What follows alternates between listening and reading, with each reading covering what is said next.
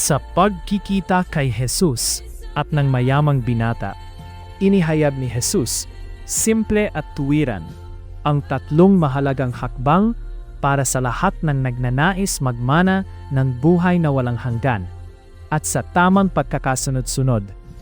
Una, sundin ang mga utos ng Ama na ipinahayag sa lumang tipan. Pangalawa, mamatay sa munding ito. Talikuran ang pagkakapit sa mga tayamanan ng buhay na ito na humihiwalay sa atin sa Diyos. At pangatlo, sundan ang anak na siyang daan patungo sa kaligtasan.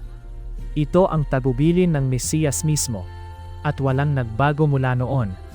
Ang Ama ay nagpapadala lamang sa anak ng mga sumusunod sa kanyang batas at namumuhay sa kabanalan.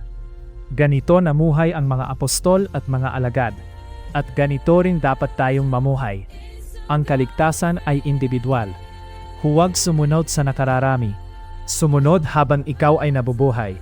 Gusto mo bang malaman pa? Bisitahin ang site angbatasnangdiyos.org.